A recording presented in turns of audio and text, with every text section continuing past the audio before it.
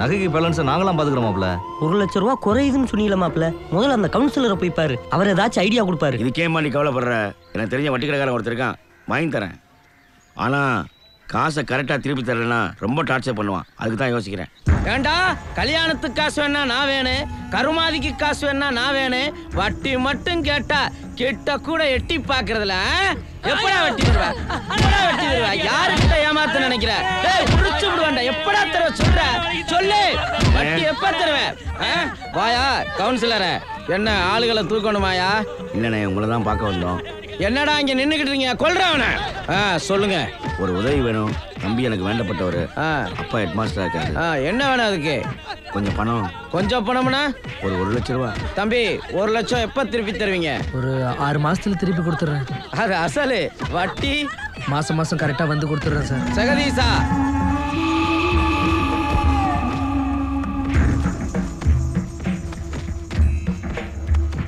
என்ன கவுன்சிலர புறநோட்ல கையெழுத்து வாங்காம கொடுக்கறேன்னா எப்படி வாங்குவேன்னு தம்பி கிட்ட சொல்லி கொடு. சரிண்ணே, ரொம்ப நன்றி. ரொம்ப நன்றிங்க. டேய் ஜெகதீசா, என்னதான்டா சொல்றான் அவன்?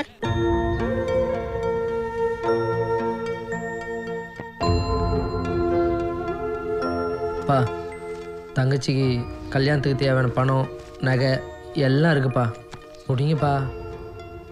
அம்மா நீங்களாவது வாங்குங்கம்மா. ஏமா இப்படி இருக்கீங்க? நடந்ததே நினச்சிருந்தா எப்படி? தங்கச்சி கல்யாணம் பண்ணல, சீக்கிரம் அந்த ரெடி பண்ணுங்க. சுமதி இங்க பார். ஏய் சரி, சின்ன குழந்தைங்க மாதிரி அண்ணா இருக்கல்ல, அழக்கூடாது. டேய் அழாதடா, தூங்கு மூஞ்சி. என்ன அழுதுட்டு இருக்க? அண்ணா இருக்கல்ல, எல்லாம் பாத்துக்கிறேன்.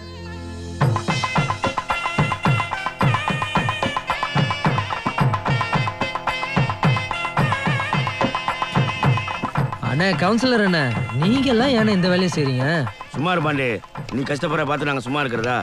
நாமெல்லாம் அப்படியா பழகிருக்கோம். அப்புறம் நீங்க எல்லாம் இன்னொரு உதவி செய்யணும்டா. உதவின்னு சொல்லாத வாண்டி, உத்தரவு போடு. பூரா பேரும் சேர்ந்து அசத்திர மாட்டோமா?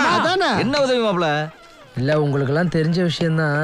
எங்கள் அண்ணன் ஒரு பொண்ணை கூட்டிக்கிட்டு ஊரை விட்டு ஓடி போயிட்டான்ல, அந்த விஷயம் மாப்பிள்ளை வீட்டுக்கு தெரிஞ்சதுன்னா என் தங்கச்சி கல்யாணமே நின்று போய்ட்டோம்டா. இப்போ அவங்க வருவாங்க, அதை மறைக்க கூத்து போட்டு தசையை மாற்றிட்டேன்னு வச்சுக்க, நாளைக்கு காலையில் கல்யாணம் முடிஞ்ச உடனே எப்படியா பேசி தீர்த்துக்கலாம்டா. அதை விடு மாப்ள, கூப்பிடுறா சலங்கைய.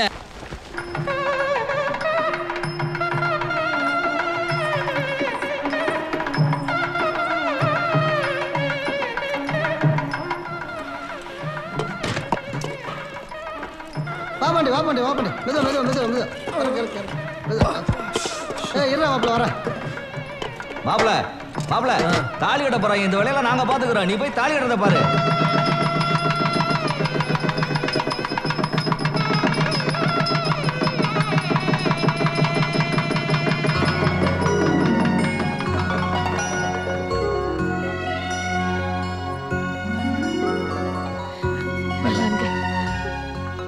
முதல்ல உங்க அண்ணன் பாண்டிக்கிட்ட ஆசீர்வாதம் வாங்கிக்கம்மா. அண்ணே அண்ணே, எங்களை நல்லா இருமா, நல்லா இருமா. மா, மாப்பிள்ளையை ஜாகிரதையா பார்த்துக்கோ. போற இடத்துல பொறுப்பா பொழைச்சிக்கணும், சரியா? மாப்பிள்ள, சின்ன பிள்ளை, தங்கச்சி கொஞ்சம் அக்கறையா பார்த்துக்க மாப்பிள்ள. இவளை நான் பாத்துக்கிறேன் மச்சான். நீங்க தான் இன்னும் பயத்திலே இருக்கீங்க. உங்க அண்ணன் ஓடி போன விஷயம் எங்க குடும்பத்துல எல்லாருக்கும் நேத்தே தெரியும். உங்க குடும்பத்துக்கு ஒரு அவமானம்னா அது எங்க குடும்பத்துக்கு தான். அதனாலதான் நாங்களும் வெளியில காட்டிக்கவே இல்லை. மாப்பிள்ள ரொம்ப தேங்க்ஸ் மாப்பிள்ள.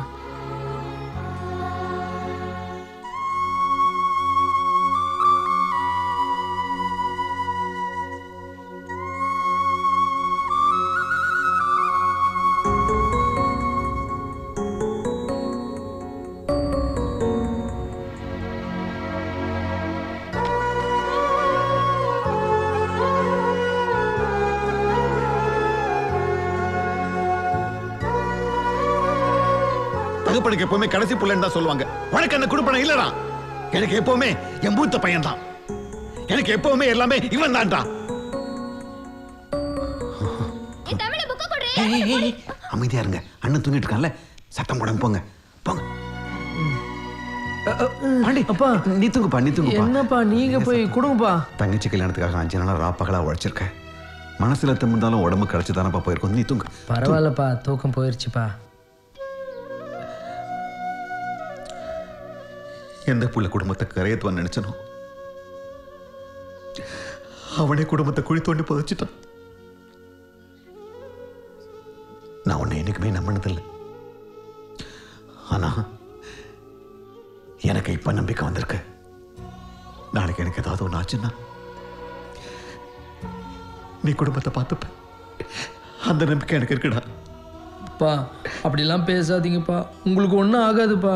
நீங்கள் ரொம்ப நாளைக்கு உயிரோடு இருப்பீங்கப்பா. கொள்ளு பேரம் பேத்தி எல்லாம் பார்ப்பீங்கப்பா. நீ ஏன் கண் கலங்குற? இல்லைப்பா, ரொம்ப நான் சந்தோஷமா இல்லைப்பா. இருக்கையா? ஏன் கண் கலங்குற? ஏய் மாப்பிள பாண்டி, என்னடா பாண்டி சொல்றா? அழகு வந்திருக்குடா. என்ன வெளியில நின்னுகிட்டு உள்ள வாங்கப்பா. அதே நீங்க ரயில்வே தண்டவாளத்தை தாண்டா காலை வெட்டி விடும்னு சொல்றீங்களா மாமா, நாங்க எப்படி உள்ள வர்றது? சரி உள்ள வாங்க. வாசலுங்க. ஏன்டா வெளியில நின்னுட்டீங்க? வெத்தலை பாக்க வச்சு உங்களை கூப்பிடணுமா? வந்துட்டல மாமா. என்ன சலங்க? என்ன வீட்டு பக்கம்? எனக்கு கல்யாணம் நிச்சயமா இருக்கு. ஓஹோ. ஆஹா. ஓ ரொம்ப சந்தோஷமா. என்ன பண்ற? பாக்குறல தள்ளு. இன்னைக்கு தாண்டா மனசுக்கு ரொம்ப சந்தோஷமா இருக்கு. ஏன்? உங்க அப்பா உன்னை புரிஞ்சுக்கிட்டாருல. ஆமா, எனக்கு விசிறிலாம் விட்டார் அப்பா. அந்த புவனா பொண்ணு தாண்டா உன்னை புரிஞ்சுக்கவே மாட்டேங்கிறா. அவளையும் எப்படியாவது உன்னை புரிஞ்சுக்க வச்சிரு. நல்ல பிள்ளையா இருக்கா. அவ தாண்டா இந்த வீட்டுக்கு மருமகளா வரணும். சிவகாமி மனசுல இவ்வளோ ஆசையை வச்சுக்கிட்டு, மா எனக்காக இல்லைனாலும் உனக்காக அவதான் இந்த வீட்டு மருமக.